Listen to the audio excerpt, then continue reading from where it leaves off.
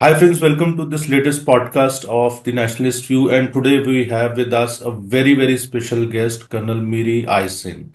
Colonel Miri, thank you so much for taking out time from your busy schedule. It And really is an honor and a pleasure to be able to participate. thank you. And we're going to talk about Israel-Hamas war, and we're also going to talk about a little bit about other terrorist groups and largely the anatomy of the Hamas attack on Israel, and which followed a very strong reaction from the Israeli Defense Forces. And a lot of people say we have done a recent podcast with Dr. Michael Rubin over also, whether it has changed the Middle East completely. So, a lot of these issues we're going to discuss. Colonel Aisin, though she doesn't need any introduction, the body of work which she has done and the kind of illustrious career she had.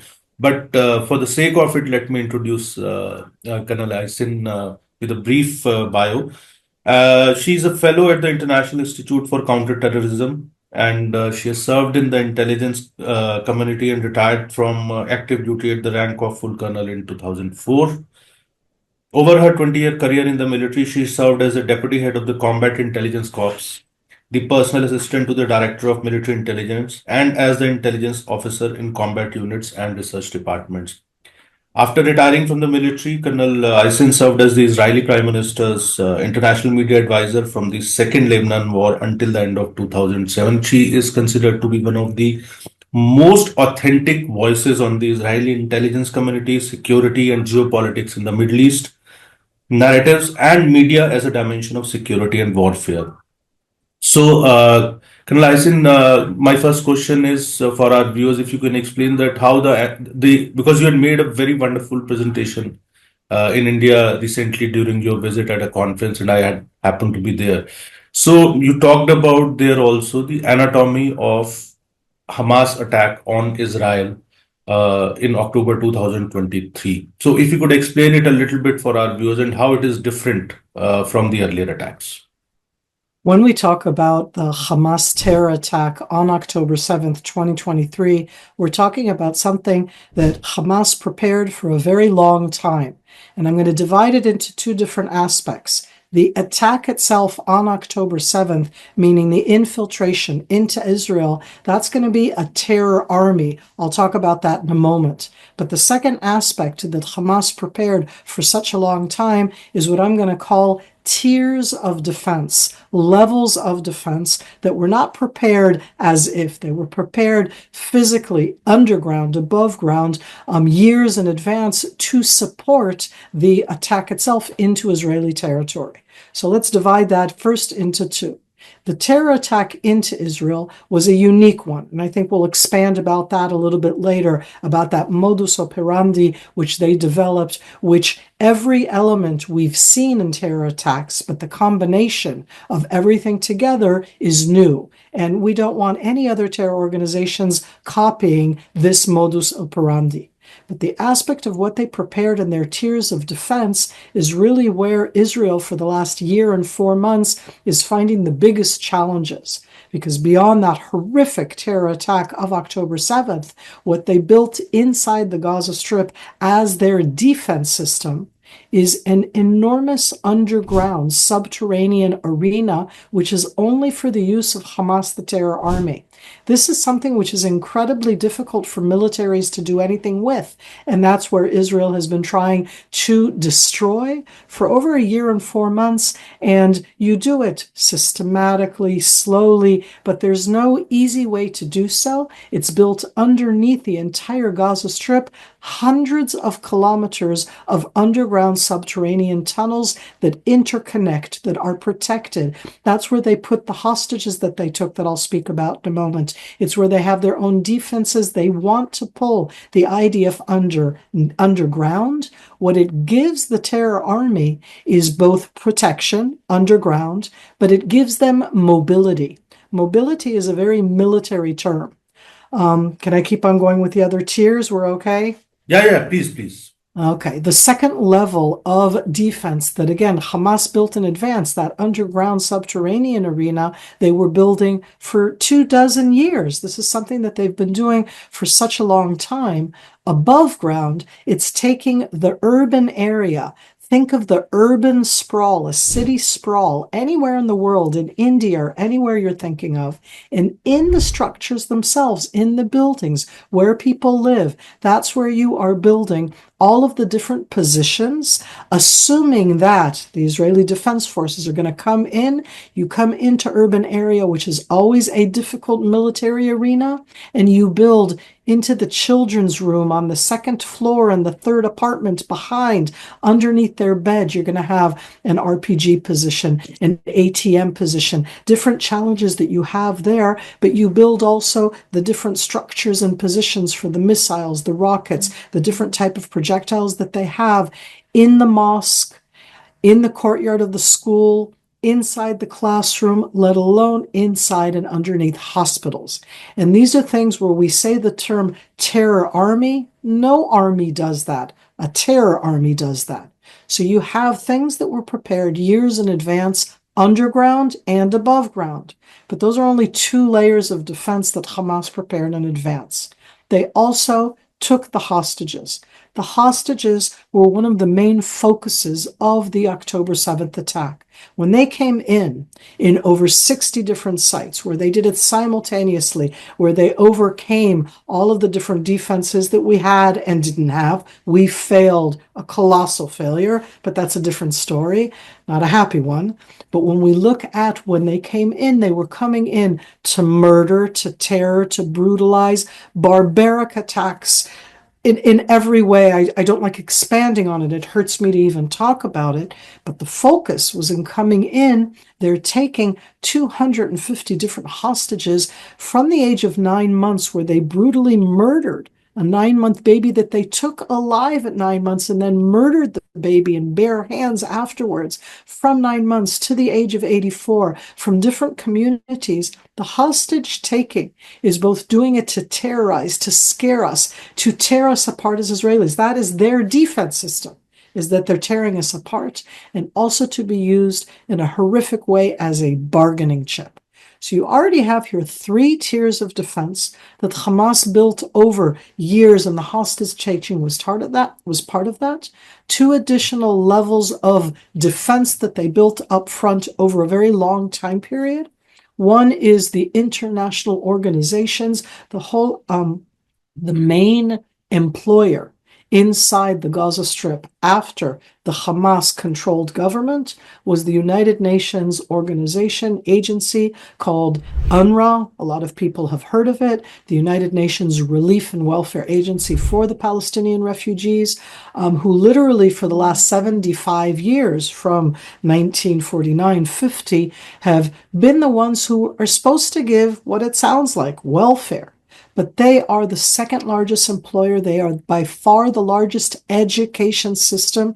And they became also, in that sense, a cover where, in the defense, it means that they built both sites and capabilities, projectiles in different sites inside UNRWA schools, UNRWA hospitals, the different UNRWA facilities. And then it works out that the United Nations is being as if attacked by Israel, when literally Hamas is just deeply embedded inside that organization. So those are 4 levels of defense that were prepared in advance. The 5th level of defense is the one where Israel has had the biggest challenges, as if what I described until now have not been challenges, and that's the information warfare, or the terror narrative, or the legitimizing of a terror army. And in that one, on October 7th, on that day of the attack, while they were attacking, while they were doing their barbaric acts in Israel, taking the hostages, murdering people, killing, sexual abuse, horrific things. At the same time, Hamas put out 2 different versions of the October 7th attack, and they filmed 2 different versions. And those 2 narratives have had an enormous impact, because the one was to terrorize us, the Israelis, supporters of Israel, who saw the barbaric attacks that they did. It's to make us scared and change our lives. And for the rest of the world, it was to show how these resistance fighters are humiliating the horrible occupiers. And that narrative has been expanded horrifically over the last 14 months because of the tiers of defense I described before. Because as soon as they took the hostages and went into the tiers of defense, Hamas immediately presented themselves as the victims, as civilians, as Israel attacking them for no reason. And here we are in 2025 with those 5 tiers of defense still standing. The underground subterranean has not been destroyed by Israel. The above ground have been exposed, but again, it's an enormous amount to take care of. They're still holding hostages. The international organizations are vehemently anti-Israel. And in the information warfare, a large portion of the world has turned against Israel. Miri, I wanted to ask another question that as you talked about hostages. So right now, there is exchange of hostages and prisoners which is going on. US has, of course, after Donald Trump took over as the presidency, so uh, so there has been, there seems to be much faster movement. That's the optics which we are seeing. But how do you see this peace negotiation or the ceasefire, the so-called ceasefire which we see? How do you see this, and how do you see this hostage situation moving? Because they're moving too slow, the Hamas, and for people like us who sit in this part of the world. So, when 3 hostages are released, so 300 prisoners, and I believe many of them dreaded radicalists, so they are getting released from the Israeli prisons. So, if you could, kind of break down this whole thing a little bit, and how do you look at it? The issue of the hostages is a core part of the terror army attack on October 7th and of the, as I said, bargaining chips, but strategic bargaining chips of what they want to achieve.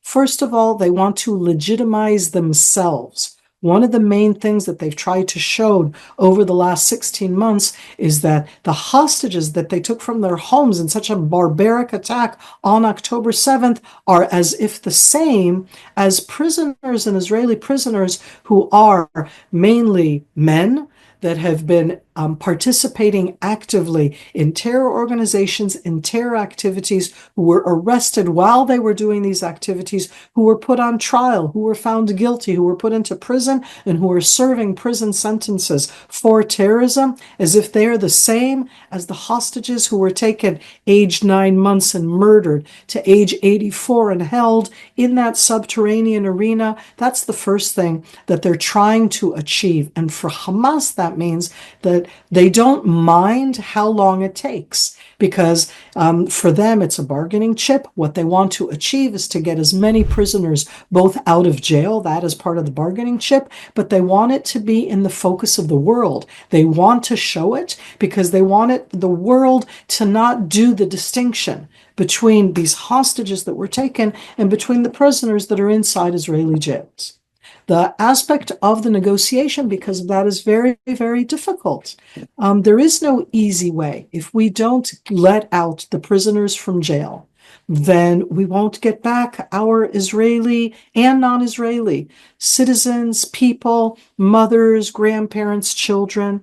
And if you let out these horrific terrorists, the term in Israel that have blood on their hands, it's both a combination of long-term prisoners who have been in Israeli jails for acts of terrorism over the last 10, 20, 30, even 40 years that have been inside Israeli jails, and different Hamas terror fighters that were arrested by Israel in the fighting in the last 16 months. So in exchange for every single hostage young women. They haven't let out any of the young men, older women, children that came out also last year, because also last year when there was an exchange in 2024 at the end of 2023, we also had to release prisoners at that time.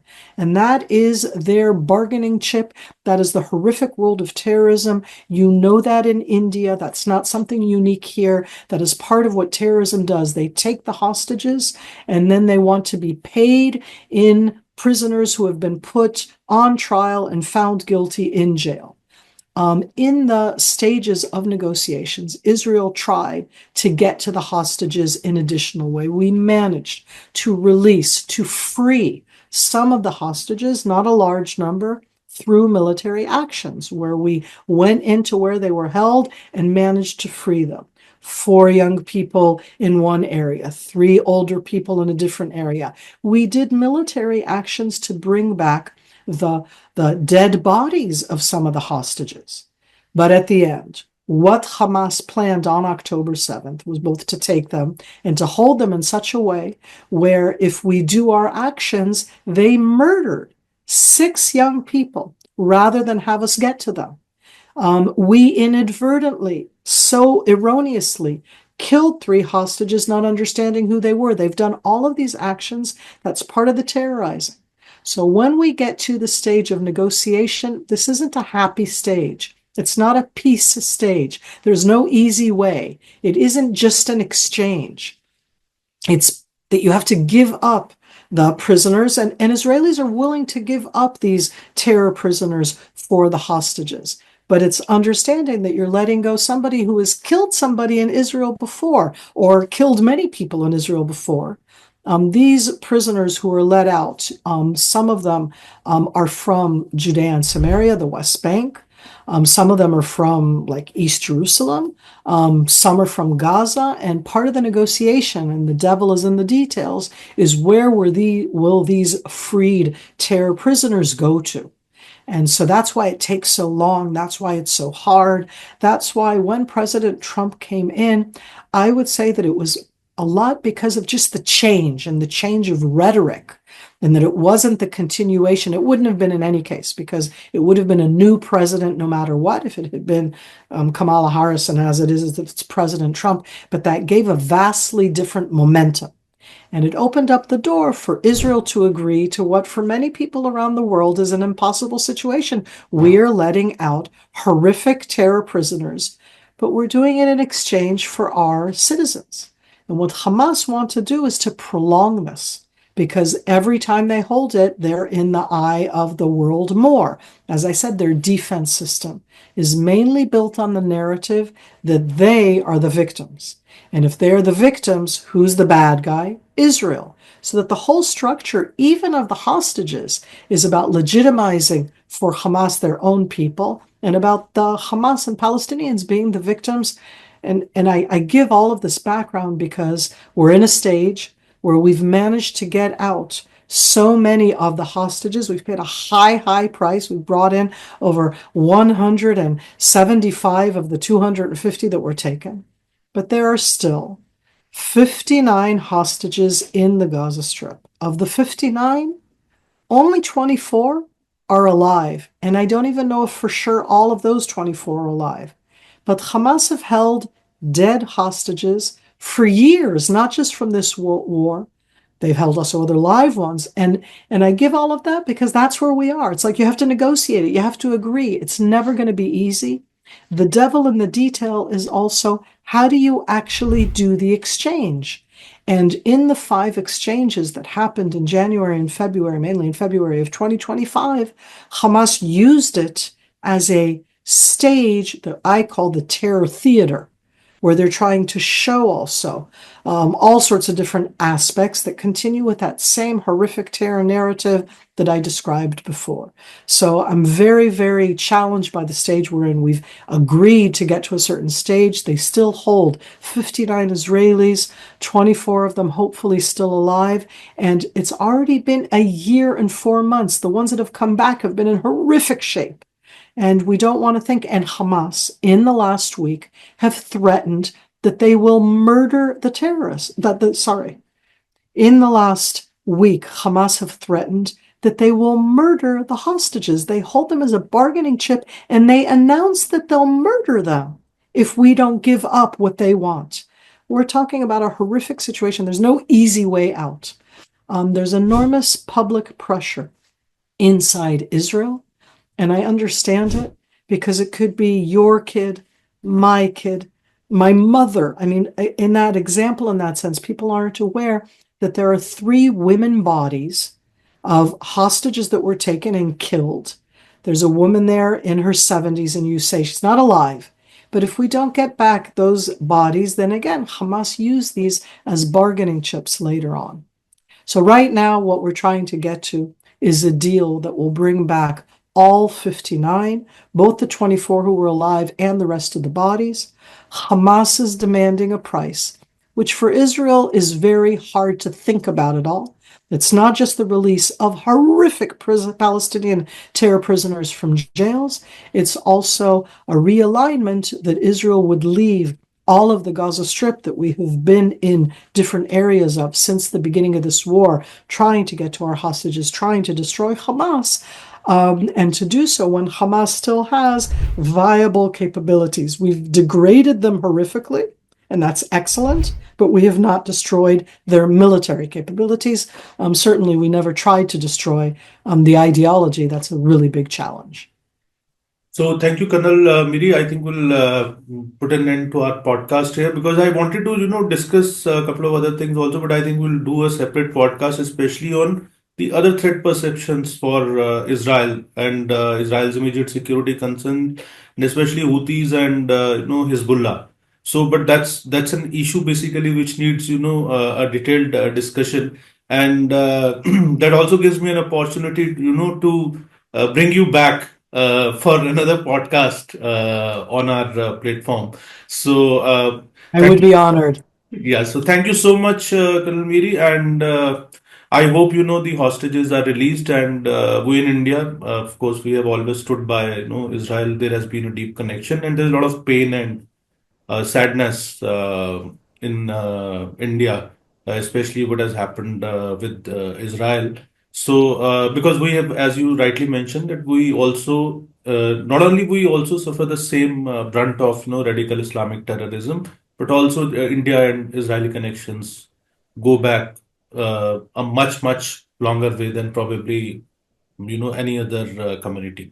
So thank you so much, Colonel Miri, once again for taking time out from your busy schedule, and viewers will be back soon with the topic and another discussion.